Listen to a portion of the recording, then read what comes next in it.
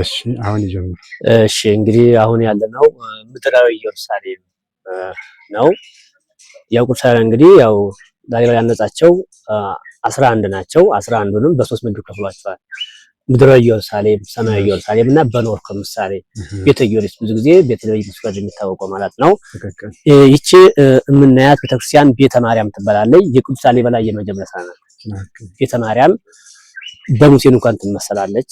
እንግዲህ ቤተ ማርያም ፎቅና ምድር ናት። ወደ ፎቅ ለመውጣጫ 7 ደረጃዎች አሉ። የሰባቱ ሰማያት ምሳሌ ማለት ነው።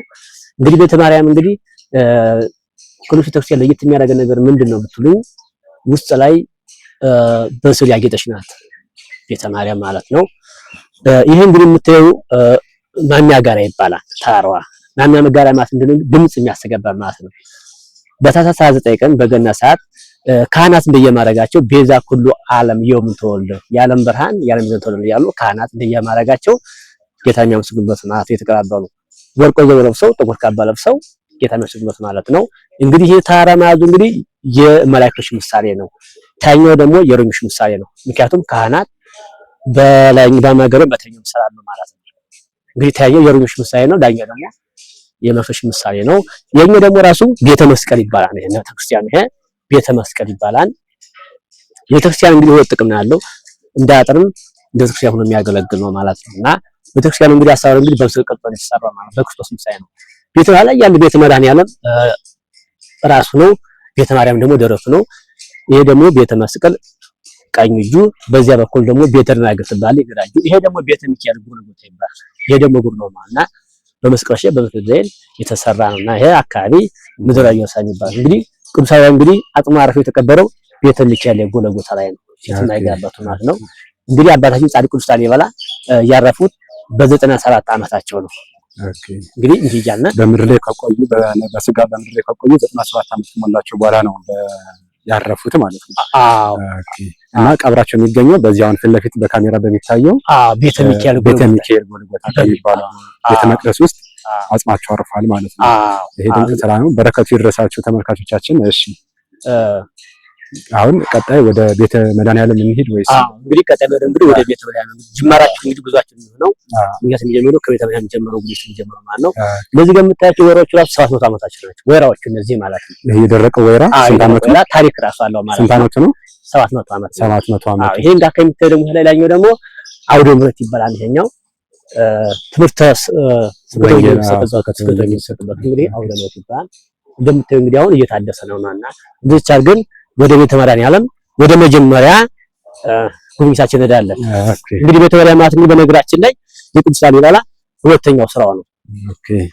በስፋቱ አንደኛ ነው። አጠቃላይ 72 ዓምድ ያለው ቤተ መድኃኒዓለም በውስጥ 38 በውስጥ 34 በድምሩ 72 አዲስ ምሳሌ ማለት ነው።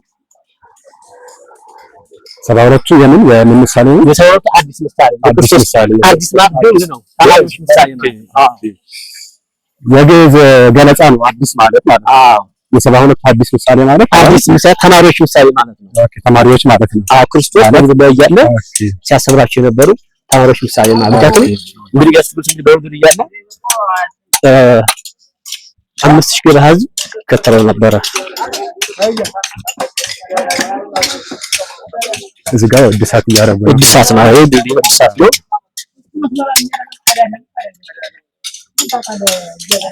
እንግዲህ ቤተ መድኃኒዓለም ማለት ይሄ ነው። ይሄ ነው እንግዲህ ቤተ መድኃኒዓለም ማለት እንግዲህ ይሄ ነው ትልቁ ማለት ነው። እንግዲህ እንግዲህ ላሊበላ ውስጥ ካነጻቸው በስፋቱ አንደኛ ይሄ ቤተ መድኃኒዓለም በውስጥ 18 በውስጥ 10 በደሙ 72 እንግዲህ እነዚህ ጋር የምታያቸው መሰሶች እነዚህ አሁን ፈራርሰው ወዳርቀው በ1954 በአጼ ኃይለ ሥላሴ ዘመን የተሰሩ የተገነቡ ናቸው ማለት ነው። እነዚህ ሁለት ምናቸው አምዶች ኃይለ ሥላሴ ናቸው ያነጻቸው ማለት ነው። ነው የተገነቡት የተሰረገነቡት።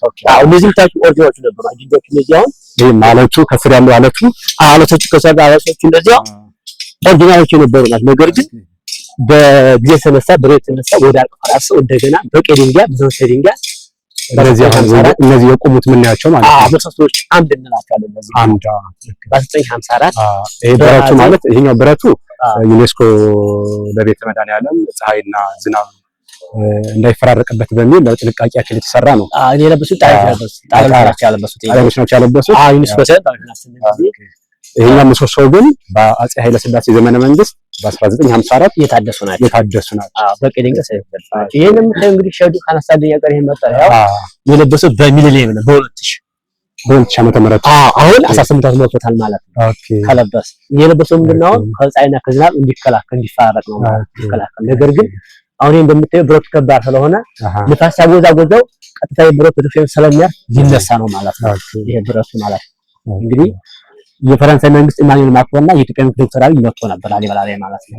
እና በዚህ ጉዳይ ላይ ተወያይተው ሊነሳ ነው ማለት ነው። ኦልሞስት በጀት ተወጅቶለታል ማለት ነው። ነገር ግን የሀገራችን ወቅታዊ ሁኔታ አመች ሆኖ እንጂ ይሄ ይነሳል ማለት ነው። ኦኬ ዞሮ አሁን የመነሳት እቅድና ጥናት ተሰርቶበታል። ኦልሬዲ ፕሮሰስ ላይ ነው። ስለዚህ አሁን ምንድነው መጀመር ብቻ ነው የቀረው ማለት ነው። ወቅታዊ ሁኔታ የሀገር ሁኔታ ተረጋጋ በኋላ እንደሚነሳ ተስፋ ነው። ቤተ መድኃኒዓለም ማለት እንግዲህ ተመልካቾቻችን ይሄ ነው ቅዱስ ላሊበላ ካነጻቸው አንደኛ በስፋት አንደኛ እና በግንባታ ግን ሁለተኛ በግንባታ ሁለተኛ ቤተ መቅደስ ይሄ ነው። ስፋቱ በጣም ሰፊ ነው። ያው ከውጭ ናችሁ እንዳያችሁት እንግዲህ ውስጡን ደግሞ እንግዲህ በኋላ ገብተን ይፈቀድ ከሆነ እናያለን ማለት ነው። 72 አምዶች አሉት ብሎ ወንድማችን አስረድቶናል። ከውስጥ 34 ከውጭ 38 አምዶች አሉት። እነዚህ በውጭ የምናያቸው ከፊሎቹን በአፄ ኃይለ ሥላሴ በ1954 ጉዳት እንዳይደርስበት ተብሎ የታደሱ ወይም የተሰሩ ናቸው። እነዚህ ዋናዎቹ ግን አሁን እነዚህ ጋር ፊት ለፊት የምታያቸው አምዶች ደግሞ እዛ ወጥ አብረው አፄ ቅዱስ ላሊበላ የሰራቸው ናቸው ማለት ነው አይደል? አዎ እነዚህ እንግዲህ የምናያቸው ኦሪጂናሎች ምሰሶች ናቸው። ኦሪጂናሎች ምሰሶች አስኩ ሰሚ የጠባሽ የሰራቸው ናቸው ማለት ነው። እሺ እንግዲህ እነዚህ ሶስታቸው ምሰሶች የተያዙ ናቸው። እነዚህ የምናያቸው ሌሎቹ ምሰሶች አምዶች ተበታትነው የቆሙ ናቸው። እነዚህም ሶስታቸው ግን የተያዙ ናቸው። እነዚህ እዚህ ጋር አንግሎ ላይ ያሉት እነዚህ መያዛቸው የሥላሴ ምሳሌ ናቸው። ይሄ ሁለቱ በዚህ በኩል አሉ፣ አንዱ በዚህ ነው ማለት ነው። ሶስት ናቸው። የተያዙ ናቸው። ጆይንት የተደረጉ ናቸው። እንግዲህ እነዚያ የሥላሴን አንድነትን ሶስትነትን የሚገልጹ ናቸው ማለት ነው። ወይም የአብ የወልድ የመንፈስ ቅዱስ ምሳሌ መሆናቸው የሚያሳይ ነው ማለት ነው። እዚህ ጋር ከጀርባ ደግሞ ስትዞር ደግሞ ዋሻዎች አሉ። እዚህ ጋር ስትዞር ዋሻዎች አሉ። እነዚህ ዋሻዎች እዚያውን የባታዊ መጸለያ የነበሩ ናቸው። በቅዱስ ዘመን አሁን የባታዊን መጸለያ እንግዲህ ዓለምን የናቁ የመነኑ የባታዊ መጸለያ የነበሩ ናቸው። አሁን ግን ማን ማይኖርባቸው እዚህ ጀምሮ ብዙ ናቸው። ያው ብዙ ዋሻዎች ይታያሉ እዚህ ጋር። ይሄ ደግሞ ያው ቤተ መድኃኒዓለም እንግዲህ አሁን ሲፈርስ የሚያሳይ ነው። ሳይታደስ በፊት ማለት ነው። ሳይታደስ በፊት ሲፈርስ የሚያሳይ ነው። ያ ደግሞ እንግሊዘኛ ምንድነው ዲስክሪፕሽን ገለጻ በፈረንጆች ነው። ለፈረንጆቹ ዲስክሪፕሽን የተሰጣቸው ነው። ዘቸቹ መድኃኒዓለም አሁን ሴቨን ዘቦዲ ዘራጅስ ሳይት ኦን ዘ ይላል። ዲስክሪፕሽን ካነጣቸው በስፋቱ አንደኛ ሙሉ ቤተ መድኃኒዓለም የሚያስረዳ ነው።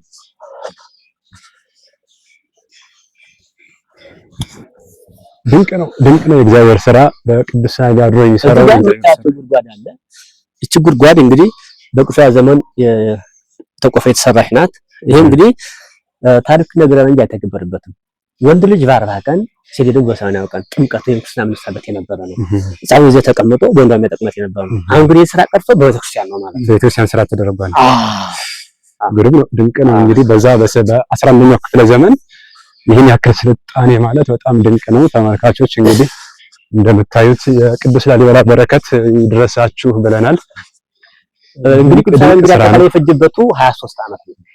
ሙሉውን ላሊበላ ላይ ያሉትን 11 ህንጻ ቤተክርስቲያን አንጾ ለመጨረስ 23 ዓመት ፈጅቷል። እንግዲህ ቅዱስ ላሊበላ ያው የናነጸው በመላእክት ተራዳኢነት ነው። እሱ አንድ ጽፍ አንጾ እንደሆነ ለከንደ ማስተረጽፍ ተኝቶ ሲነቃ የበለጠ ያማረ እየሰፋ ነበር። እና ግሩም ነው እንግዲህ ጋሽ ክርስቶስ እንደው ለቅዱስ ላሊበላ ቃል ኪዳን ገብቶለታል። ቃል ኪዳኑ ምንድነው? አንተ የተረገጠ አንተን የጎበኘ እስከ 14ኛው ትውልድ ድረስ ምድር ይምራልባታል ማለት ነው። እና አንተ ማየት መረገጥ ትልቅ የቅዱስ ላሊበላ ምንድነው? ረድኤት በረከት ተካፋይ ነው ማለት ነው። በጣም ድንቅ ነው። እግዚአብሔር የተመሰገነ ይሁን። እስከ 14 ትውልድ ይህን ቦታ መጥቶ ለተረገጠ ለጎበኘ ላስረዳ ላስተማረ ዕውቀቱንም ተአምሩንም ለተናገረ እስከ 14 ትውልድ ድረስ እምርልሃለሁ የሚል ቃል ኪዳን አላቸው። እንግዲህ ለዚህ በረከት ተሳታፊ እንድትሆኑ እግዚአብሔር ይፍቀድላችሁና በዚህ ቦታ መጣችሁ በረከቱ እንድትካፈሉ ይርዳችሁ። ወንድማችን በደንብ አድርጎ ያስረዳን ነው። ዲያቆን ነው፣ እዚሁ አገልጋይ ነው። እንግዲህ ዲያቆን ማን ነበር ወንድሜ? ይቅርታ ታድሶ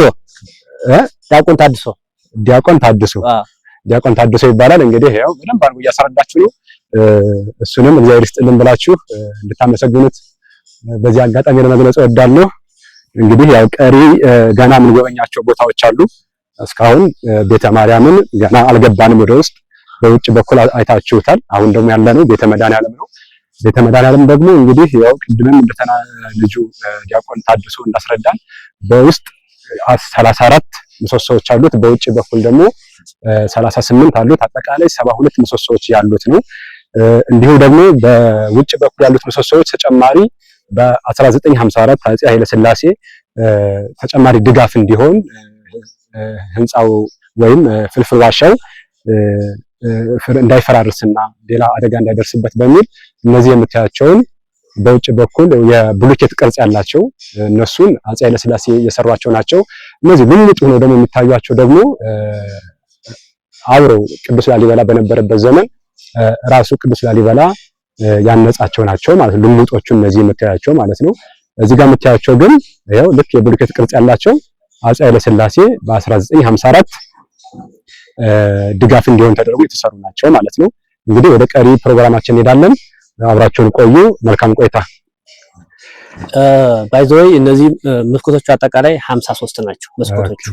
ያው አክሱማይት ስታይል ናቸው። እነዚህ ምንድነው የብርሃን ማስገቢያ ናቸው ማለት ነው። እዚህ ጋር ደግሞ የምናየው ደግሞ ቤተልሔም ይባላል። ቤተልሔም ውስጥ ስፋት አለው። እንግዲህ ይሄ ቤተልሔም ሁለት ጥቅም አለው። አንደኛው ጥቅም እንዳጥር ሆኖ የሚያገለግል ነው እንደምታዩት። ሁለተኛው ደግሞ ቤተልሔም ማለት እንግዲህ ያው ስጋው ደግሞ የሚዘጋጅበት ነው ማለት ነው። ኦኬ አዎ። እና መነኮሳት ነው እንጂ ማንም ዘክሰና አይገባም። እና እነዚህ ያሉት እንግዲህ አለቶቹ ኦሪጂናል መስሎች የነበሩ ናቸው። ኦኬ። እና ነው ቤት ደግሞ ለማስታወሻ የተቀመጡ ናቸው ማለት ነው። ከጀርባ ደግሞ ይሄ የሴቶች መግቢያ በር ነው። የሴቶች መግቢያ ቅድም በዚህ ያየነው የወንዶች ደግሞ የሴቶች መግቢያ ነው። አዎ። እንግዲህ በኢትዮጵያ ኦርቶዶክስ ቤተክርስቲያን እንግዲህ ሶስት በር መግቢያ ነው ያለን ነው። ሶስት በራፍ መሆኑ የኢየሱስ ስላሴ ምሳሌ ማለት ነው። ሶስት በራፍ መሆኑ የአብ ወልድ ኢየሱስ ስላሴ መሆኑ ሶስት በር እና እዚህ ቤተክርስቲያን እንግዲህ አፍሮ አይገባ የሚባል መስቀል አለ። ኦኬ። አሁን ጥሩ ጥያቄ አንስተልኛል ወንድሜ። እንግዲህ አፍሮ አይገባ ቅዱስ ላሊበላ ከሚታወቅባቸው ትልቁ አንዱ ዋናው ነገር አፍሮ አይገባ መስቀል ነውና እንግዲህ አፍሮ አይገባ መስቀል አሁን በየት ቦታ ነው የሚገኘው ማለት ነው? በቤተ መድኃኔዓለም። ተከክል። እሺ። እንግዲህ ከዚህ በኋላ ስለ አፍሮ አይገባ መስቀል ታብራራልናለህ።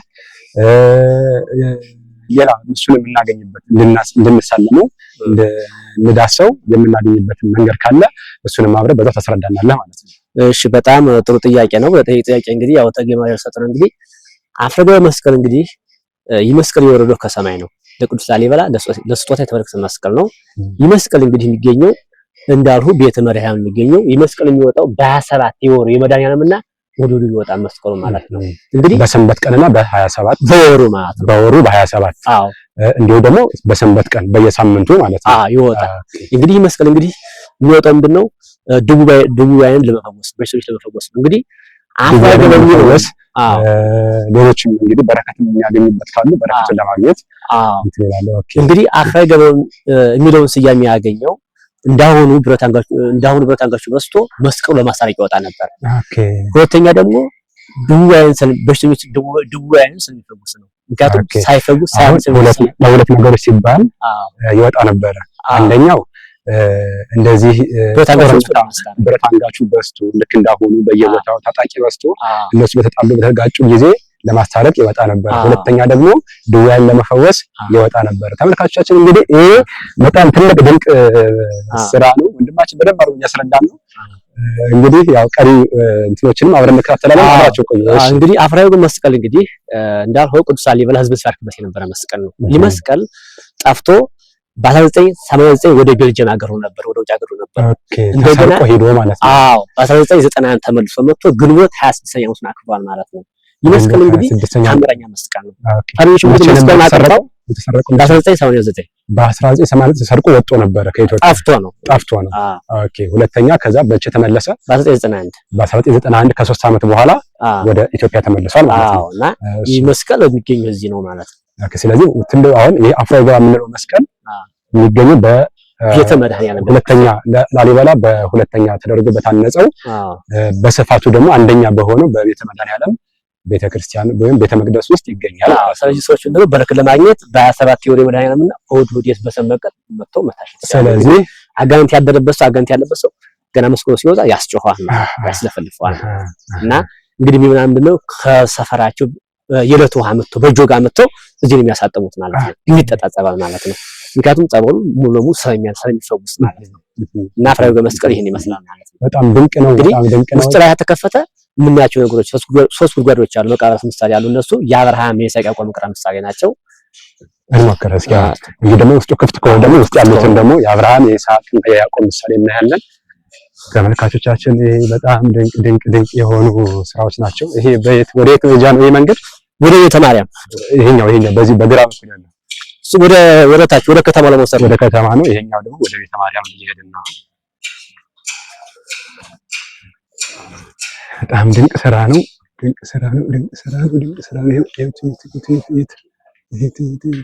ያው አክቹአሊ ዝግ ነው። ቤተ ማርያም ያለቱ ነው። ያው በዚህ በኩል አድርገን ወደ ቤተ ማርያም እንሄዳለን። እንግዲህ እንደምታዩት በሩ ዝግ ነው ተብሏል። ተመልሰን ወደ ቤተ ማርያም እየሄድን ነው። ይሄ ነው እንግዲህ የቤተ መድኃኒዓለም ዋናው በር ነው። አሁን እኔ ወደ ኋላ የቀረጽኩት ነው። ይሄ ዋሻ ነው፣ መተላለፊያ ዋሻ ናት። ወደ ቤተ ማርያም እየሄድን ነው ማለት ነው። እንግዲህ አብራችሁን ቆዩ ተመልካቾቻችን። ቤት አፍራ የገባ መስቀል ያለበት በዚህ ውስጥ ነው ተብለናል። ቤተ መድኃኒዓለም ውስጥ ነው። ይሄው ቤተ ማርያም ደርሰናል ማለት ነው። እሺ ወንድማችን ያኛው የምታየው እንግዲህ ያው ቤተልሔም ነው። ሰው ሰራሽ ነው። በቅርብ ጊዜ ታነጸች ናት እና የአፍረገ መስቀል እንግዲህ ቅርጹ ዲዛይን ይመስላል ማለት ነው። ጠጋ ብለን እናንሳውና እሺ ቅርጹን እንየው ለጊዜው ታሪክ ስላለ እዚህ ይሄ ቤተልሔሙ ነው። ያው አሁን በቅርብ የተሰራ ቤተልሔም ነው። አፍራ የገባ መስቀል ማለት ቅርጹ ይሄን ይመስላል ማለት ነው። ይሄኛው ፊት ለፊት የምታዩት አፍራ የገባ መስቀል ቅርጹ ይሄን ነው የሚመስለው። ይሄ ታሪኩ ነው። እንደምታዩት ያው ዲስክሪፕሽን ተደርጎ የተሰጠ ነው። እዚህ በመጣችሁ ጊዜ ታነቡታላችሁ። እንግዲህ ቤተ ማርያም አካባቢ ነው ያለነው። ቤተ መድኃኒዓለም ጎብኝተን ጨርሰናል። ቤተ ማርያም አካባቢ ነን። ለላሊበላ የመጀመሪያው ቤተ መቅደስ ማነጽ የጀመረው ቤተ ማርያምን ነው ማለት ነው። ቤተ ማርያም እቺ ትመስላለች። እንግዲህ አብረን ቆይ። ወንድማችን ደግሞ ታሪኩን እና አመጣጡን ያስረዳናል ማለት ነው። እሺ ወንድማችን እንቀጥል። እቺ እንግዲህ ቤተ ማርያም ትባላለች።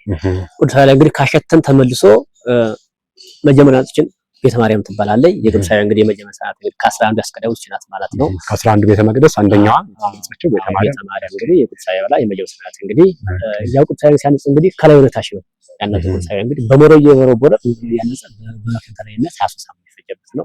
እንግዲህ እነዚህ የምታያቸው መስኮቶች ታሪክ አላቸው በሙሉ ቤተ ማርያም ያሉት ማለት ነው። አንደኛው ያው ለብርሃን ማስገቢያ ነው ላይ ያሉት ማለት ነው። ሁሉም መስኮቶቹ ነገር ግን የታሪክ ትርጉምና ምሳሌ ያላቸው አሁን ላይ ያሉት ሶስታቸው በጥበታቸው በልኬታቸው በስፋታቸው አንድ ናቸው። እኩል ናቸው። የሥላሴ ምሳሌ ናቸው ማለት ነው። አያረ አንድነት የሥላሴ ቅድስት ሥላሴ አንድነት የሶስትነት መገለጫ ወይም የአብ የወልድ ቅዱስ ምሳሌ መገለጫ ነው። ሲኖር ደግሞ ትልቅ መስቀል አለ። ይህ መስቀል እንግዲህ ክርስቶስ ከሰማያት ሰማያት ነው የሚያሳይ ነው። መሀል ላይ ያለው መስቀል ሲኖር ደግሞ ክብ መስኮት ይቻላል። ክብ መስኮት ደግሞ እንግዲህ ክርስቶስ ከድንግል ማርያም ማህፀን ማህደሩ መጎር የሚያሳይ ነው። ዝቅ ሲኖር ደግሞ መጨረሻ መስቀል አለ። መጨረሻ መስቀል ያለው ደግሞ እንግዲህ ክርስቶስ ለአዳም ኃጢአት ሲል ለኛ ኃጢአት ሲል መሰቀሉ ስለሰቀሉ የሚያሳይ ነው ማለት ነው። እዛ ደግሞ ሁለት መስኮቶች አሉ። ሁለት እነዚህ ቁልፍ መስኮቶች መስኮቶች ታችና ላይ ስለዚህ እንግዲህ ከክርስቶስ ጋራ በግራና በቀኝ የተሰቀሉት የሁለት ወንበዶች ምሳሌ ናቸው። እነሱ ማን ይባላሉ? ጥጦስና ዳርክስ ይባላሉ ማለት ነው። እንግዲህ አንደኛው እንግዲህ ዳርክስ አንተ አምላክ ከሆነ ራስን ማደን እኛን ማደን ብሎ ወደ ሲኦል ወረደበት ነው ማለት ነው። እኛዋ ደግሞ ቁልፍን ክስታያ እዚህ ያሉ ቁልፍ እንግዲህ ምንድነው? ጥጦስ አቤት ጌታ ክርስቶስ ሆይ በመንግስት በመጣ ሰዓት አሰበኝ አለ። ጌታ ደግሞ ነው ስለሃለሁ ዛሬ ከነገ ወደ ገነት ትገባለህ። መጨረሻ መስኮት አለ። መጨረሻዋ ከስር ያለች መስኮት ደግሞ እንግዲህ ክርስቶስ ከተሰቀለ በኋላ መነሳቱን ማድረጉን የሚያሳይ ነው ማለት ነው። እና መቃብሩን ከክፍል ማግኘት ፈትልኝ ድንጋይ የሚያንሱ ሚሳኤል መነሳቱን የሚያሳይ ማለት ነው። እንግዲህ የገሉስን ማነው እንግዲህ ዮሴፍና ኒቆዲሞስ ይባላሉ። የኛ ራሱ ንጉስ ነው የተጠመቀው ክርስትናው ነው። ንጉስ ናኩሰላ ክርስቶስ የተነሳበት ተጠመቀበት ነው። ይሄን መስቀሉ ማለት ነው። ይሄ ቦታ ደግሞ የምታዩት ንጉስ ናኩሰላ እንግዲህ ክርስትና የተነሳበት እንግዲህ ንጉስ ናኩሰላ እንግዲህ እስካሁን ድረስ አንጎታው ተሰውሮ ነው ያለው ማለት ነው። እስካሁን ድረስ ልክ እንደነ ሄኖክ እንደነ ኤልያስ ሞትን ያልቀመሰ ነው ማለት ነው። ምን ጊዜ አሁን ቁሳይ እንግዲህ አሁን በዛጉ ስርወ መንግስት ናቸው እነዚህ ለምሳሌ የብርሃነ ክርስቶስ ቅዱስ ገብረ ማርያም ቅዱስ ያሬድ ቅዱስ ናኩሰላ እንግዲህ አሁን በዛጉ ስርወ መንግስት እና ኢትዮጵያን እያንዳንዳቸው 40 ዓመት ይገዙ ናቸው። እያንዳንዳቸው 40 ዓመት ይገዙ ናቸው። እና የብርሃነ ክርስቶስ እንግዲህ ከላሊበላ 42 ኪሎ ሜትር የራሱ ቤተክርስቲያን አንጾ አሳፋል ማለት ነው። የብርሃነ ክርስቶስ ከዚህ አሁን ካለንበት 42 ኪሎ ሜትር ርቀት ላይ የብርሃነ ክርስቶስ ቤተ መቅደስ አለ ማለት ነው። ራሱ አንጾ ነው። ከዚያ ደግሞ አንጾ ብልባላ ጊዮርጊስ አለ። ብልባላ ጊዮርጊስ ልክ እንዳይብላ ቤተክርስቲያን ነው። ያንጾ ደግሞ እንግዲህ አጼ ካሌብ ይባላል። በአምስተኛው ክፍለ ዘመን የሳነጡት ናቸው። በዘር 40 ተወሰሳል። አሁን በዚህ ደግሞ እንግዲህ የምናየው ጸበል አለ። 265 እንግዲህ የእመቤታችን ቅድስት ድንግል ማርያም የመካኖች መጠመቂያ ነው። መካኖች ብቻ ነው የሚጠመቁበት። እሱ ከዓመት እስከ ዓመት የማይደርቅ ማለት ነው። ጸበሉ ከዓመት እስከ ዓመት አይደርቅም። የሚመነጨው የሚፈልቀው ከወደ ስር ነው። ስለዚህ መካኖች ብቻ ናቸው እንጂ እንደኛ አይነቱ ሰው መጠመቅ አይችልም። እንግዲህ ይሄ የምታዩት ነው። ይህ ጸበል እንግዲህ ሜትር ከ65 ነው። 2 ሜትር ከ65 ጥልቀቱ ወደ ታች ጥልቀቱ 2 ሜትር ከ65 እና ጥልቀት ስላለው እንግዲህ መካኖች ወገባቸውን በግምት አስወዝ ውስጥ የሚገቡት ማለት ነው። እንግዲህ ከተጠመቁ በኋላ ልጅ ይወልዳሉ፣ ልጅ ያገኛሉ። እንግዲህ ከወለዱ በኋላ ምንድነው በ3 ዓመቱ በ5 ዓመቱ እየመጡ ለቤተክርስቲያን መባጠራ ይሰጣሉ ማለት ነው። ስለታቸውን ያስገባሉ። እና ሴት ብቻ አይደለም ወንድም ነው መጠመቅ የሚችለው ማለት ነው። እና ይሄ እንግዲህ መካን የሆነ ወንድ ወይም ደግሞ መካን የሆነ ሴት መጥተው እዚህ ይጠመቃሉ ማለት ነው። ከተጠመቀ በኋላ ልጅ ቦታውን የምናገኘው ቤተ ማርያም ውስጥ የምናገኘው የመካኖች መጠመቂያ ቦታ እንግዲህ የምሳሌ ተመልካቾች የቤተ ማርያም ጸበል ነው። እንግዲህ ቤተክርስቲያኑ እንግዲህ ቤተ ማርያም ትባለ ያዚ አጠቃላይ እንግዲህ አሁን ቤተ መስቀል ቤተ ማርያም ተናገዘ አካባቢ አንድ ይሄ ቤተ ማርያም ግቢ ነው ማለት ነው። ይሄ ግቢ የቤተ ማርያም ግቢ ነው። እዚህም ያው የዩኔስኮ ለጣራው ለደህንነቱ ሲባል እንደዚህ አይነት ሼድ ሰርቶለታል ማለት ነው። ኦኬ ደስ ይላል በጣም። እዛሽ ደግሞ የምትጠጸበላለች እንግዲህ እዚህ ጸበል ነው። እዚህ ጋር ማን ጸበላለች? እሺ ይሄም እንግዲህ እቺ ጸበልም የእመቤታችን ቅድስት ድንግል ማርያም ጸበል ናት። የምትፈልቀው ከወደታች የምትፈልቀው ማለት ነው። ከመስቀሉ እንደዚህ አትደርቅም ማለት ነው። እንግዲህ እቺ ጸበል ታምረኛ ጸበል ናት። ካንሰርን፣ ጨጓራን የምታድናት ማለት ነው። አንድ ሰው ይሄን ከጠጣ ሙሉ ከውሚድና ማለት ነው። እና የእመቤታችን ድንግል ማርያም ጸበል ነውና እንግዲህ በተራራው ቤዛ ኩል የሚባለው በተለይም ታለ ቤዛ ኩል የምንለው ይሄን እንግዲህ በቲቪ የምናየው ቤዛ ኩል የምትወልደ እየተባለ ቤዛ ኩል ዓለም የምትወልደ ቤዛ ኩል ዓለም የምትወልደ ካህናት እንደየማረጋቸው በጎዘው ውስጥ ወካባው ሰው ጌታ የሚያመሰግኑት ነው። ካህናት ደግሞ የረሙሽ ምሳሌ ነው። እሺ ካህናት እንደየማረጋቸው ከላይ በኩል ሆነው የመላእክት ምሳሌ መስለው ቤዛ ኩል ዓለም የምትወልደ እያሉ በዚህ ቦታ ላይ ቆመው ምናልባት በቲቪ አይታችሁት ከሆነ ይሄን ይመስላል ቦታው። ለጊዜው ማሚያጋራው ይባላል። ድምጽን ያስተጋባ ማለት ነው። ያ ማለት ድምጽን የሚያስተጋባ ቦታ ማለት ነው። እዛ ጋር የምናያቸው መስቀሎች አሉ። የእረኞች ምሳሌ ደግሞ በየት ነው ታኛው? ይሄ የምናየው ደግሞ ይሄ ሙሉ የእረኞች ምሳሌ ተደርጎ ጌታ ሲወልድ በቤተልሔም እረኞችና መላእክት አንድ ሆነው አመስግኖታል። ትክክል። እንግዲህ ላይ ያየነው የውም ተወልደ የመላእክት ምሳሌ ነው። የታችሁ የምናየው ደግሞ የእረኞች ምሳሌ ተደርጎ ነው የሚታየው። ወንድሜ አሁን ይቅርታና እኔ ከዚህ ቦታ ላይ እችን ጸበል መጠጣት እችላለሁ ወይስ መጠመቅ እችላለሁ? እንዴት ነው ማድረግ ነው? እዚህ መጠጣት አይቻልም። በሃይላንድ ተቀርቶ መውሰድ የምችለው ቀርቶ ይወጣና ከውጭ ሆኖ ነው የሚጠጣው። ማጠመቅ ከተፈለገስ? መጠመቅ ከተፈለገ ደግሞ ጊዮርጊስ አለ ጸበል ጊዮርጊስ እዛ ታች። ይሄን እንደነገርኩህ ቅድም ያያችሁ ስለዚህ ይሄኛው የመካኖች ነው ማለት። ይሄኛው ቦታ የመካኖች መጠመቂያ ቦታ ነው። በገመድ ታስረው ወደ ውስጥ የሚገቡት። ጥልቀቱ 2 ሜትር ከ60 ነው። ስፋቱ ደግሞ እንደምታዩት እንግዲህ በጣም ሰፊ ነው። እዚህ ቦታ መጣው ወንዶች መካን የሆነ ወንድና መካን የሆነ ሴት እዚህ መጣው ተጠምቀው ልጅ ማግኘት ይችላሉ ማለት ነው። እቺን ትንሿን ያየናት ደግሞ ከካንሰር፣ ከቲቪ፣ ከጨጓራ ከተለያዩ በሽታ የምንፈወስባት ናት። ይሄን ማድረግ የሚቻለው ግን በሃይላንድ ተቀድቶ ውጪ ሆኖ ነው የሚጠጣው። እና ተመልካቾች እንግዲህ በረከቱ ይድረሳችሁ። ይሄ ቦታ የሚገኘው በቤተ ማርያም አካባቢ ነው ያለው። የምናያቸው መስኮቶች ደግሞ ታሪክና ትርጉም አላቸው። እነዚህ መስኮቶች እነዚህ አሁን ያኛው ሰው አስቻክሮስ ይባላል። ሰው አስቻክሮስ ይባላል። እንግዲህ በድሮ ጊዜ ሮማውያን ሲያመልኩ የነበረ በጣዖት ነበረ እና መስቀል ያሰረ ክርስቲያን ይሰቀል ይገደል ነበርና ክርስቲያኖች መስቀሉን ቀጥቅጠው እንደዚህ አድርገው ጥፍ አድርገው ያሰሩበት የነበረ ምሳሌ ነው እና ሰው አስቻክሮስ ይባላል። ሰው አስቻክሮስ ሰባስቲክ አክሮስ ማለት የመስቀል አይነት ስም ነው። የኛው ደግሞ ሴንት አንድ ላይ ደግሞ አሁን ሴንት አንድ ላይ ነው። ይሄ እንግዲህ ያው አይሁዶች እንግዲህ ጌታን ሲሰቅሉት ሲገርፉት መስቀል እንዳያዝ ሲወርቅ ሲነሳ የሚያሳይ ነው መስቀሉ። ያኛው ደግሞ ናዚ ክሮስ ይባላል። ናዚ ግን የጀርመን መንግስት ነበር፣ ፈላጭ ቆራጭ ነበር፣ ጨካኝ ነበር፣ ሂትለር ይባላል። እሱ እንግዲህ የተቀመጠው ምንድን ነው በ1940 በሁለተኛው ዓለም ጦርነት ነው ማለት ነው።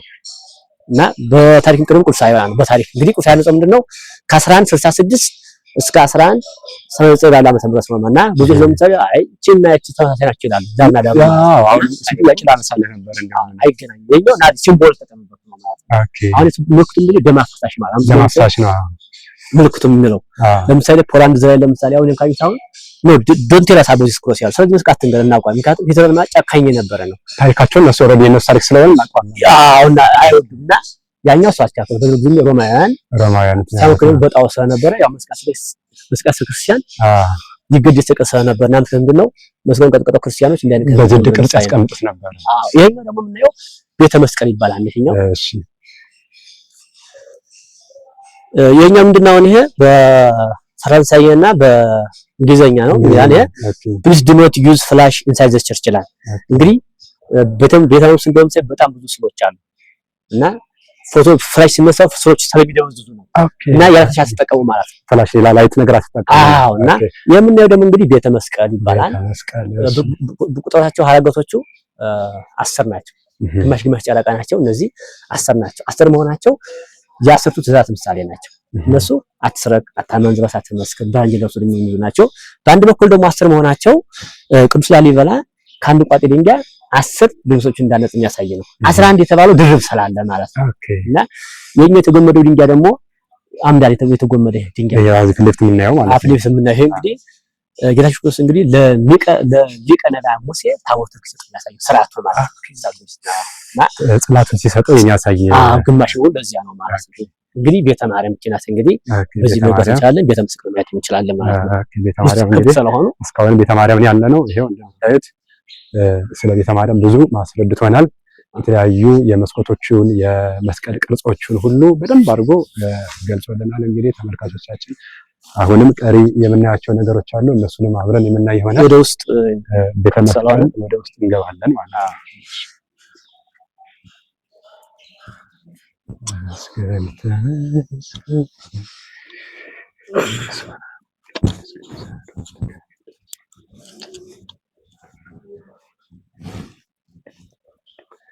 እንግዲህ ቤተ መስቀል ገብተናል። እንግዲህ ያው ቤተ መስቀል አሁን ያለ ነው። እንግዲህ ቤተ መስቀል እንግዲህ በጣም ጠባብ ናት። እንደምናያት ጠባብ ቤተክርስቲያን ናት። ቤተ መስቀል እንግዲህ ያው በዓሉ የሚውለው በ10 ነው። ቅዳሴ የሚቀደሰው ማለት እና ቤተ መስቀል ውስጥ ታሪኩ ውጭ ላይ ነው ያለው። ይሄኛው ቅኔ ማኅሌቱ መቋሚያ ነው። የካህናቱ ቅኔ ማኅሌቱ መቋሚያ ነው። ትልቅ መስቀል አለ ግድግዳ ላይ ጥግ ላይ የትልቅ መስቀል እንግዲህ የሚታየው ማለት ነው። አዎ ክርስቶስ የተሰቀለበት ምሳሌ ማለት ነው።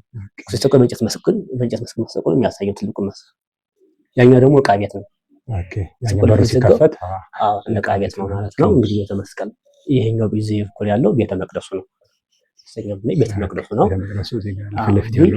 ቤተ መስቀል በስተውስጥ መስኮት አለው። የብርሃን ማስገቢያ ማሳለፊያ በቀደም በውጭ ነው ያየነው ማለት ነው። አዎ እንግዲህ ውጭ ላይ በውስጥ ማለት ውጭ ማለት እንግዲህ ያው ከዋሻ ሰምስምና ትንሽ ክራክ ያደርጋል። ለደረሰ ሰነሳ ትንሽ በሰልሰበት ሰነጣጥቋል።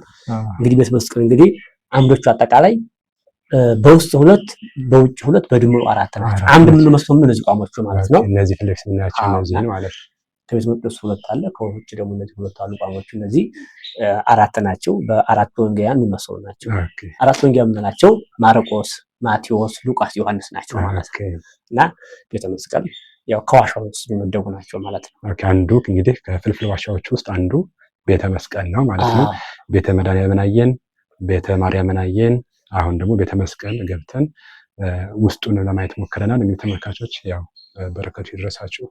ይሄን ይመስላል ቤተ መስቀል። አሁን ደግሞ ቀጣይ ወደ ቤተ ማርያም ውስጥ እንገባለን። ውጭውን አሁን ያየን ያለ ነው። ወደ ቤተ ማርያም ውስጥ እንገባለን ማለት ነው። እሺ መልካም ቤት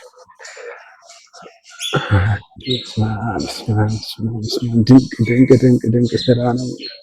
ጫማን ቤተ ማርያም እንገኛለን። አሁን ደግሞ ቤተ ማርያም ወደ ውስጥ ልንገባ ነው። ይሄኛው የቤተ ማርያም ውጫዊ ቅኔ መቆሚያ ነው። የቤተ ማርያም ቅኔ መቆሚያ ውጭ ላይ ነው። እንግዲህ ቤተ ማርያም እንግዲህ ከዓመት እስከ ዓመት ይቀደሳል። ቅዳሴ አይቋረጥም ማለት ነው።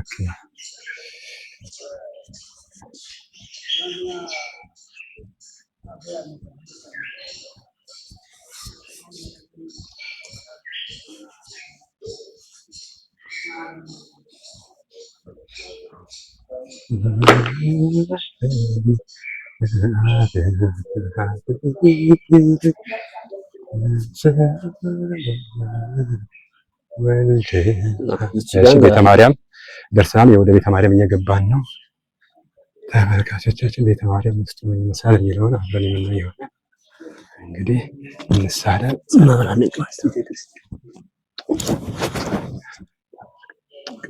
ከነጻቸው አንደኛው ከታነጹት ቤተ መቅደሶች አንዱ ይሄ ነው። እንግዲህ ተመልካቾቻችን ቤተ ማርያም ማለት ይሄ ነው።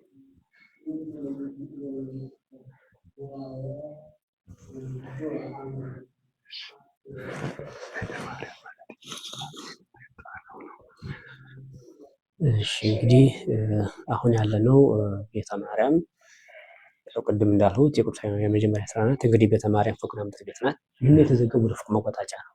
ወደ ፎቅ መዝለቂያ ነው። ወደ ፎቅ መዝለቂያ 7 ደረጃዎች አሉት። የሰባቱ ሰማያት ምሳሌው እና ላይ የምናየው ደግሞ ፎቁ 7 ክፍል አለ። ይሄ የምታየን ክፍት ይታያል መስኮቱ። ይሄ ፎቅ ነው። ፎቁ እንግዲህ 7 ክፍል አለው። የሰባቱ ሰማያት ምሳሌ ማለት ነው ፎቅ መሆኑ እንግዲህ ቤተ ማርያም በውስጥ 6 በውጭ 6 በድምሩ 12 አንድ አላት። የ12ቱ ሐዋርያት ምሳሌ ማለት ነው። እንግዲህ ቤተ ማርያም ከልጆች ጋር ለየት የሚያደርገን ነገር በስዕል ያጌጠች ናት። በሙሉ የምታየው ነው የምታቸው እነዚህ በስዕል ያጌጦች ናቸው ማለት ነው። እንግዲህ ይሄኛው መሀል ላይ ረዝም ምሰሶ አለ። በነጭ የተሸፈነች እቺ ስሟ አምደ ብርሃን ትባላለች። አምደ ብርሃን ማለት እንግዲህ ቅዱስ ያሬድ እንግዲህ እነዚህን አብያተ ክርስቲያናቱን አብያተ ክርስቲያኖቹ ከማነጽ በፊት እንደው ህልም ራእይ አይቶ ነበር። ለዚያ ነው አምደ ብርሃን ተባለ። እንግዲህ ይቺ ምሰሶ እንግዲህ ከ16ኛ ክፍለ ዘመን በፊት ክፍት ነበረች። ከ16ኛ ክፍለ ዘመን በኋላ የተሸፈነችው ማለት ነው። እንግዲህ ውስጥ ላይ እንግዲህ ለምንድን ነው የተሸፈነችው? ከ16ኛ ክፍለ ዘመን በኋላ በጣም ጥሩ። እንግዲህ ይሄኛው አምድ ሚስጥር አለ። እንግዲህ የጌታችን ኢየሱስ ክርስቶስ ስሙ በዕብራይስጥና በግዕዝ ተጽፏል ማለት ነው። እዚህ ምሰሶ ላይ ማለት ነው። እቺ ምሰሶ አምድ እንደ ታቦት ወይም እንደ ጽላት ስለምትቆጠር ከካህናት ውጭ ማንም አይነካትም ማለት ነው። እና አምደ ብርሃን ወይም ታቦት ዘዶር ትባላለች። ታቦት ዘዶር እንግዲህ በላይ ጥግ ላይ ደግሞ የተንጠለጠሉ እንቋል ይመስላል ጥግ ላይ ማለት ነው። ያው ፍላሽ ማለት ዳንተ ይታያል። ያለ ጥግ ቅልቅል ይመስላል። እነሱ ቅዱስ ላሊበላ ቅባ ክህነትና ቅባ መንግስት ተቀበላቸው ሁለቱ ማለት ነው። ምሳሌ ነው። ንጉስም ካህንም ስለሆነ ማለት ነው። ቅባ ሜሮንና ቅዱስ ያሬድ ቅባ መንግስትና ቅባ ክህነት ቅባ መንግስት ያገኘ ታይር የተንጠረ ብረት አለ። የብረቱ ደግሞ የንጉስ ሰሎሞን ማህተም ሳይ ነው ብረቱ።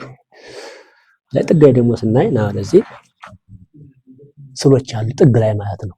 ይታየስ በደንብ ታይ ሆኖ ስላለ በነጭ ቀለም የተቀባ ኬንት የተደረገ ይታያሉ። ተመልካቾች አይታያቸው።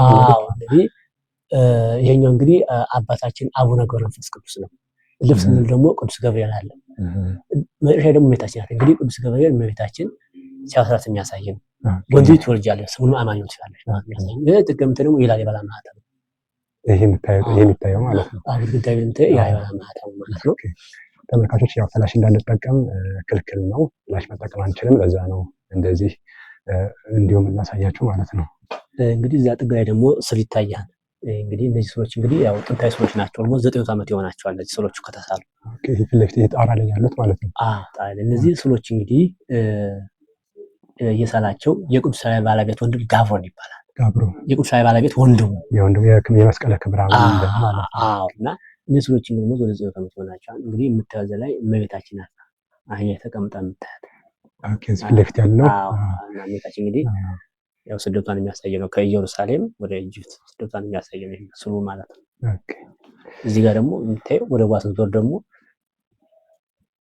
ሁለት በሬዎች እየገጠሙ ይታያሉ። እነዚህ ቀይና ጥቁር በሬ ናቸው። እነዚህ ያው የነፍስና ስጋ ምሳሌ ናቸው። እነዚህ የማንና የመነሳሌ የነፍስና ስጋ ምሳሌ ናቸው። አዎ ነፍስ ንጹህ ነው ማለት ነው። ስጋ ነው ተጠቅመና እነዚህ የኛ ክሰሮቹ ዴሊ አክቲቪቲያችን የሚወክሉ ናቸው። ቀይና ጥቁር በሬ ናቸው። ቀዩ ጥቁር ደግሞ ክፉ ነገር ይወክላል። እዛኛ ደግሞ ዶሮ ስላለ ዶሮ ስሎች አሉ። የኛው ሽምጣት ነው በወፍ ልሳን እንጂ የኛው ትልቅ ዶሮ ስልክ ነው። እንግዲህ ቀሽፍስ ምንድነው የጥሩን ዶሮ ታጭ ሶስት ጊዜ ትግረኛለህ። ያ ምሳሌ ነው። እነዚህ ድንቅ እነዚህ ወንድ ፍሮፎች ግን ይሁዳ ጋሾች ውስጥ በሰዓት አሰረፍ ነው የጠው የሚያሳይ ነው። ይሄኛ ደግሞ የኮከብ ነው። እዚህ ጥቅል ላይ የምታየው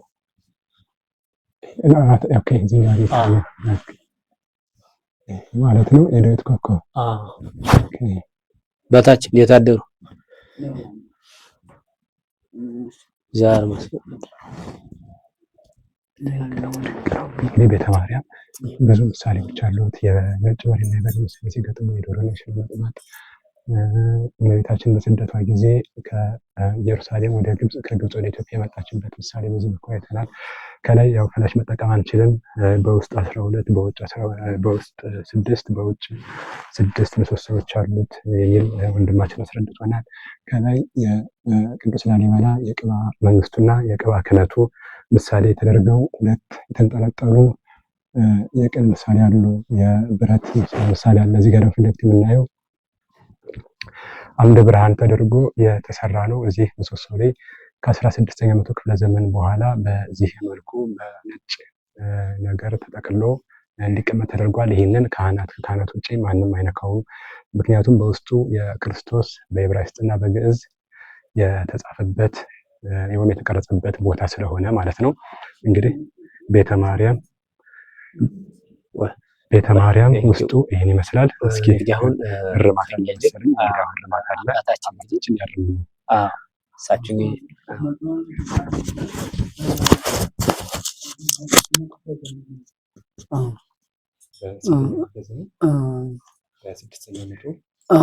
በ66ኛው ክፍለ ዘመን ማለት ነው።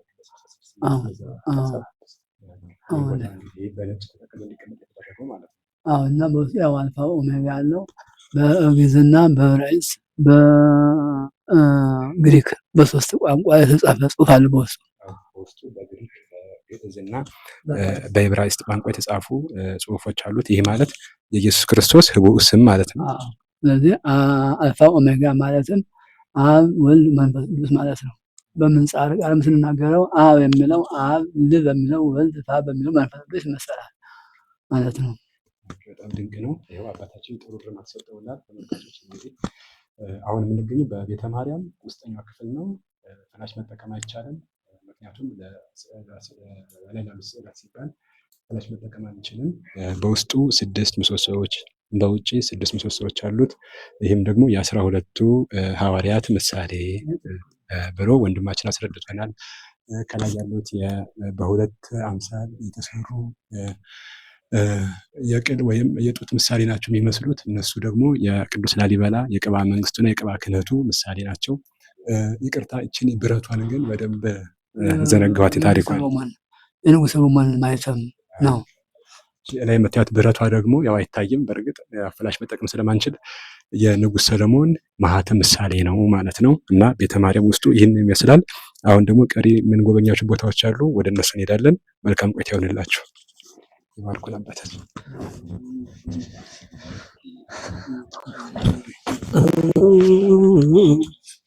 እግዚአብሔር የተመሰገነ ይሁን። በቤተ ማርያም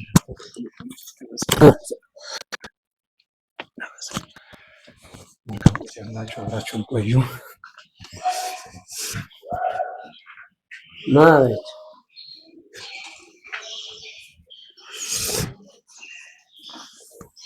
እሺ አሁን ወደ የት ነው የምንሄደው? ወደዚህ እየገባን ነው ማለት ነው። እሺ እኛ ቤተ ደናግል ትባላለች። ቤተ ደናግል እንግዲህ ከዋሻ ውስጥ የምትመደብ ናት። በጣም ጠባብ ቤተክርስቲያን ናት ቤተ ደናግል። መስኮቶቹ ብቻ መስኮት፣ ሌላው በሙሉ ዝግ ነው። እንግዲህ ቤተ ደናግል የቤተ ደናግል ቤተ መቅደስ መታሰቢያነቱ በ14ኛው መቶ ክፍለ ዘመን በሮም ንጉስ በጁሊያን ዘመን ክርስትና ለእምነታቸው ሲሉ በአደባባይ ለተሰየፉ ደናገላን ነው እቺ ምሳሌ ተደረገ የተሰጠችው። ቤተ ደናግል የምናገኛት ከየት ነው ማለት ነው? ከቤተ ማርያም መግቢያ በር ላይ ነው የምታገኘው። ከዚህ ፊት ለፊት የምታገኛት ምናልባት አመጣጣችንን ይወስነዋል። አሁን እኛ ከቤተ ማርያም ቤተ መድኃኒዓለም ጎበኘን፣ ከቤተ መድኃኒዓለም ቤተ ማርያምን ጎበኘን። ከቤተ ማርያም ፊት ለፊት ስንወጣ ደግሞ በትንሽ ርቀት በቅርብ ርቀት ቤተ ደናግልን አግኝተን ይሄው ቤተ ደናግል ይህን ይመስላል። ምናልባት ቤተ ደናግል ይህን ካያችሁ ቤተ ማርያም ደግሞ ይሄ ፊት ለፊት የምታዩት ወይም አሁን እኛ የነበርንበት ቦታ ይሄ ነው ማለት ነው። እሺ አሁን ቀጣይ ወደ ሌላ ቤተ መቅደስ እንሄዳለን። አብራችሁን ቆዩ። ቤተ እንግዲህ ላሊበላ ውስጥ በጣም ትልልቅ ድንቅ ነገሮች አሉ። ወንድማችን አንድ ነገር ነግሮኛል። እሱንም እንጠይቀዋለሁ። አብረን የምንሰማው ይሆናል ማለት ነው። እኔም ሰምቼው አላውቅም ይሄን ነገር። እናንተም ከዚህ በፊት ሰምታችሁ አይመስለኝም። እስኪ አብረን የምናየው ይሆናል። አብረን የምንሰማው ይሆናል ማለት ነው። እና እንግዲህ ይሄው አሁን በዚህ ደረጃ ነው ማለት ነው። ይሄው እዚህ ደረጃ የሰው ወጣ ናት። እዛ ከተማው የሚጠቀሙት ባጃጆች ምናምን አሉ። አሁን የምንሄደው ወደ ቀኝ በኩል ወደዚህ ነው ማለት ነው። አብራችሁን ቆዩ። ቅዱስ ምንድነው ልጁ የነገረኝ ቅዱስ ላሊበላ አጠቃላይ በኢትዮጵያ ውስጥ 44 ቤተ መቅደሶችን አንጿል ብሎኛል። 44 ናቸው። እንግዲህ ተመልካቾቻችን ቅዱስ ላሊበላ በኢትዮጵያ ውስጥ ያነጻቸው ቤተ መቅደሶች ስንት ናቸው ማለት ነው? 44 ናቸው። እኔ ይህንን እዚህ መጥቼ ነው የሰማሁት። እኔ የማውቀው እዚህ ቦታ ላይ ብቻ እነዚህን 11 ወይም ደግሞ 10 ቦታዎች የሚባሉትን ብቻ ነበር እኔ የማውቀው። አሁን ምንድነው 44 ናቸው ብሎኛል። እስኪ ወንድማችን ይቅርታና ያው አግኝቼዋለሁ እጠይቀዋለሁ ማለት ነው። ቅድም በኢትዮጵያ ውስጥ ከታነጹት ቅዱስ ላሊበላ ብቻውን ያነጻቸው ቤተ መቅደሶች 44 ናቸው ብሎኛል። ስማቸውን ታውቃቸዋለህ? በተለያየ ቦታ ናቸው ግን በኢትዮጵያ እኮ እና ታውቃቸዋለህ ስማቸውን ወይስ መታነጹ ብቻ ነው እንጂ ስማቸው በጎጃም ባሸተን ማርያም ላሊበላ ብቻ እዚህ ብቻ ራሱ 11 አለ ከዚህ። ስለዚህ 29ኙ ማለት 33ቱ በሌላ ቦታ ናቸው ማለት ነው። ስውር ናቸው የማይታዩ ናቸው። ስለዚህ የብርሃነ ክርስቶስ ራሱ ብቻውን ያነጸው ነው። ቅዱስ ላሊበላ ማለት ከሱ ጋር አይደለም ማለት ነው። አይቆጠርም። ናኩተ ላብም አይቆጠርም። ራሱን የቻለ ነው። እንግዲህ ስውር አባት ነው ናኩተ ላብ። አሁን ምን ሄደው ያው ቅድም የመጣንበት መንገድ አይታችሁታል። አሁን ደግሞ ምን ሄደው ወደ ቤተ ሚካኤል ጎልጎታ መንታስ ቤተክርስቲያን ወይም ደብረ ሲና ይባላል። ደብረ ሲና ሁለት ቦታዎች አሉ። ቤተ ሚካኤልና ቤተ ጎልጎታ እናያለን። ሴት የማይገባበት እነዚህ የመለኮት መጸለያ ነበር። እቺ ደግሞ የግብር ማርቀቂያ ናት። እቺ የግብር ማርቀቂያ ናት። እቺ ቦታ የግብር ማርቀቂያ ናት። ቦታው ይሄን እንደምታዩት እንደሚያምር ነው። መድኃኔዓለም በረከቱ ይድረሳቸው የቅዱስ ላሊበላ። በስመ አብ የቤተ ሚካኤልና ቤተ ጎልጎታ እየሄድን ነው። አብራችሁን ቆዩ። በዚህ በኩል ደግሞ ሌላ እንግዲህ በ11ኛው መቶ ክፍለ ዘመን እነዚህ አይነት የመሳሰሉ ትልልቅ ቦታዎች ተገንብተዋል ማለት ነው።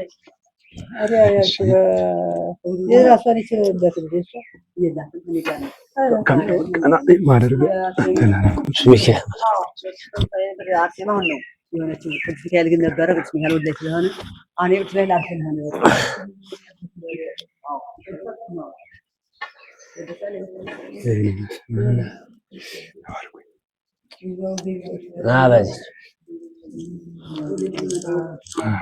ወደ አንድ ቤተ መቅደስ እየገባን ነው። ያው ጨለም ብሏል፣ አይታየም፣ ትንሽ ይጨልማል። እንግዲህ ወንድማችን ያስረዳናል። አሁን የገባንበት ቤተ መቅደስ ማን ነው? ቤተ ሚካኤል ጎልጎታ ይባላል። ያኛው የተቆለፈው የተዘጋው ጎልጎታ ይባላል። ኦኬ፣ ፊት ለፊት የምናየው ቤተ ጎልጎታ እንግዲህ ጎልጎታ ማለት እንግዲህ ቅዱስ ላሊበላ የተቀበረበት አጥማር ቅዱስ ላሊበላ ጎልጎታ ነው ማለት ነው። እምነቱ የሚገኘው በዚህ ነው። እምነቱ የሚገኘው የቅዱስ ላሊበላ እዚህ ውስጥ ነው። ቤተ ጎልጎታ ይባላል። እሺ አባታችን ጻድቁ በረከቱ ይደርብን። ያው መብራት አብርተውልናል። ይሄ ቤተ ጎልጎታ ይባላል። ተመስገን የሰራዊት ጌታ ቅዱስ እግዚአብሔር። በዚህ ቦታ ቅዱስ ላሊበላ አጽሙ ያረፈበት ቦታ ነው ማለት ነው። ይሄው መብራቱ ሲበራ ይህንን ይመስላል። በጣም ደስ ይላል። እሺ ቀጥል ወንድማችን። እንግዲህ አሁን ያለን ቤተክርስቲያኑ ቤተ ሚካኤል ጎልጎታ ወይም ደብረ ሲና ይባላል። እንግዲህ 3 ስም አለው ማለት ነው። እንግዲህ የቤተክርስቲያን ለየት የሚያደርገው ነገር ምንድነው? ላይ ታች ቅጣቅጣ አሉ፣ ያን ምስል የመሰሉ አሉ። እነዚህ አይናን የመሰሉ ምስሎች ሲነበቡ እነዚህ እንግዲህ መላእክታን ቅዱስ ላሊበላን ሲሉት እንደነበር ወይም ሲያገሱ እንደነበር የሚያሳይ ነው ማለት ነው። ምክንያቱም አንድ ጥብስ ያለ እሱ ደግሞ 10 ጥፍ እሱ ሲነቃ የበለጠ ያማረ እየሰፋ እና አምዶቹ ደግሞ አጠቃላይ እነዚህ 8 ናቸው። ቋሞቹ የመሰሶቹ ማለት ነው 8 ናቸው። በውስጥ ነው የሚገኙት። በውስጥ የሚገኙ ናቸው እነዚህ። የኛው እንግዲህ ሚካኤል ቤተ መቅደሱ ነው። ይሄ ምን ያህል ሚካኤል ቤተ መቅደሱ ክርስቲያን ነው። ቤተ ሚካኤል ጎልጎታ የሚባለው ያኛው ጎልጎታ ራሱ እንግዲህ ራሱ ቅዱስ ሳይበላ ታቦቱም አለ። እንግዲህ በዚህ ቤተክርስቲያን እንግዲህ አርሴማ ደብረናት ኪዳነ ምሕረት ደብረናት ራሱ ላይ ታቦቱ አለ ማለት ነው። እንግዲህ ታቦቱ አለ የቅድስት አርሴማ የቅዱስ ላሊበላ እና የቅድስት ኪዳነ ምሕረት አንድ ላይ ደግሞ ሚካኤል አለ ስለአባልና ላይ ደግሞ የተንጠለጠለች አለች እርግብ ትመስል የእርግብ ምሳሌ አለች። እርግቧ እንግዲህ የቤተክርስቲያን ዘንድ የመንፈስ ቅዱስ ምሳሌ ናት እርግብ ማለት ነው። በአንድ በኩል ደግሞ የሥራ ምሳሌ ማለት ነው እርግብ ማለት ነው። እና ቤተክርስቲያን ቤተ ሚካኤል ጎልጎታ ይባላል። እና ለየት የሚያደርገው ነገር አሁን አምዱ ላይ በመስቀል የተሰራ ነው እና ያው እንግዲህ ይሄ ላይ መስቀል አለ ላይ ጥግ ላይ የምታየው መስቀል አለ እና ሁልጊዜም ይሄ ቤተክርስቲያኑ እንዳውም ታይቶ አይጠግብ የመንፈስ ቅዱስ ስራ ነው ማለት ነው እንጂ ሊሆን ይችላል ድንቅ ስራ ነው። እና ቅዱስ ምንድን ነው ያነጻቸው እነዚህ በኋላ ቀር መሳሪያ ናቸው ማለት ነው። እንግዲህ በ11ኛው መቶ ክፍለ ዘመን ምንም አይነት ቴክኖሎጂ በሌለበት ሰዓት ትምህርት ምንም አይነት ስልጣኔ ባልነበረበት ሰዓት ይህን የመሰለ ቤተ መቅደስ አንጾ ማቆየት ማለት እጹብ ድንቅ የእግዚአብሔር ስራ፣ እግዚአብሔር በቅዱሳኑ ላይ አድሮ የሚሰራው ድንቅ ስራ የሚያስመሰክር ነው። አሁን ወደ ቤተ ጎልጎታ እንገባለን። እንግዲህ እምነቱ ቀይ እምነቱ የሚገኘው እዚህ ነው። እንግዲህ ተመልካቾች አሁን ያለንበት ቤተ ሚካኤል ነው። አሁን ቀጣይ ወደ ቤተ ጎልጎታ እንገባለን። አብራችሁ ቆዩ።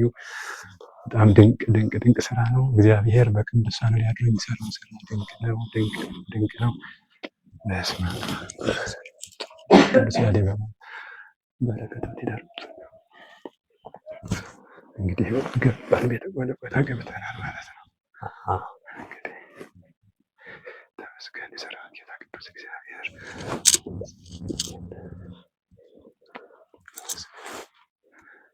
ቤተ ጎልጎታ ማለት ይሄ ነው። ቤተ መቅደሱ የሚገኘው እዚህ ውስጥ ነው። ቅዱስ ላሊበላ አጽበኛለሁ እምነቱ እንግዲህ የቅዱስ ላሊበላ እምነቱ ይህን ቀያፋው እምነቱ የሚጠጣም ተወጥ የሚጠጣም ነው።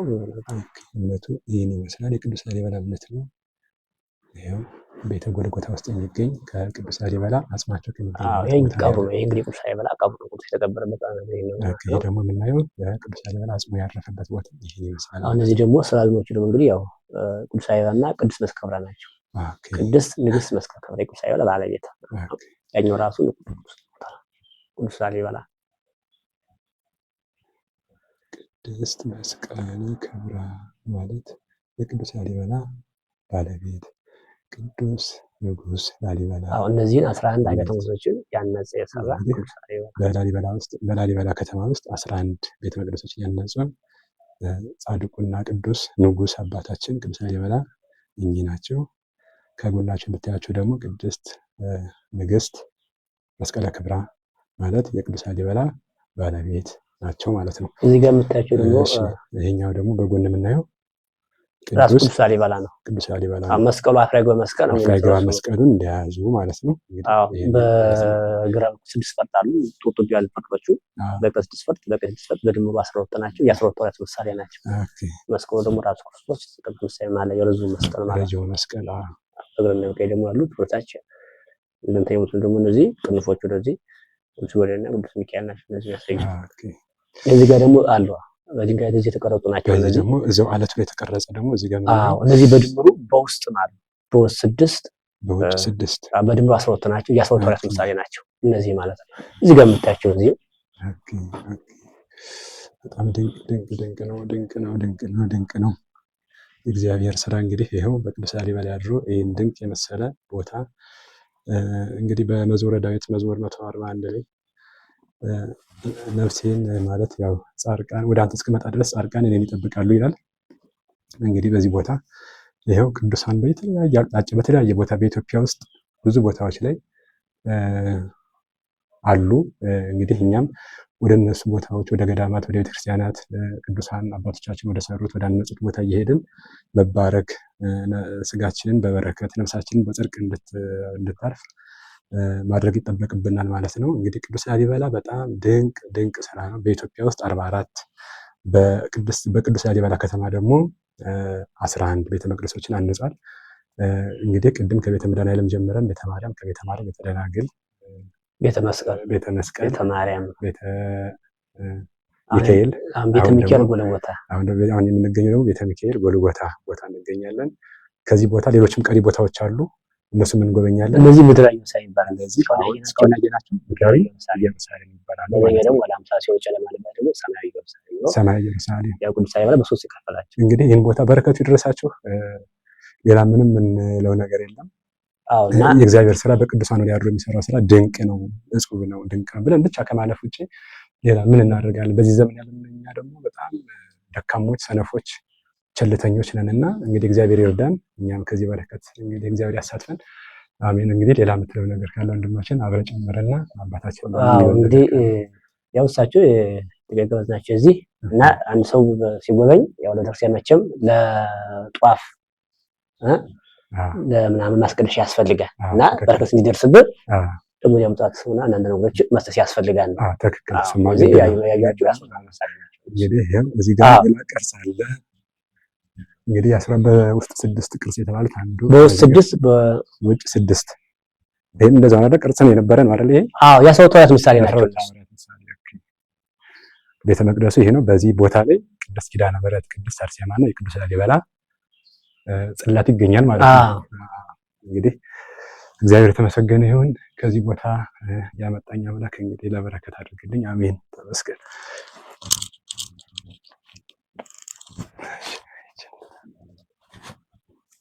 ምልክት ሰጥተናል። አሁን ተሰጣለ ብለናል።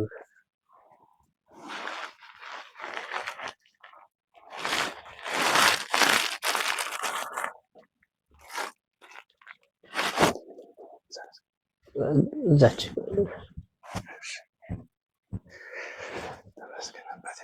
ተመስገን የባርኩን አባታችን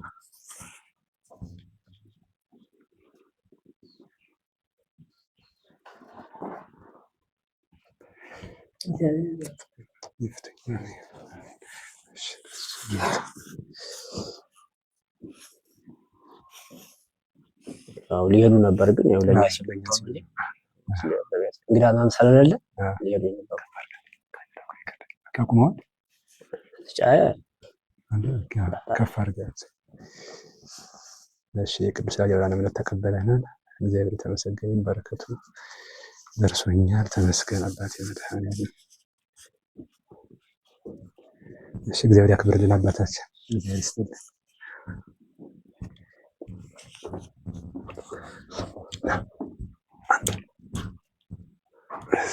ያው ደግሞ ትንሽ ራቅ እንላለን ስለምንርቅ ተመስገን። ከቤተ ደናግል ከቤተ መስቀል ከቤተ ሚካኤል እየወጣ ነው። ያው አሁን ወጣይ በሱ ነው የምመጣው። በዚች ነው አሁን በወረድክበት። እሺ አሁን ደግሞ ተቀጣዩ ጉብኝታችን እየሄድን ነው።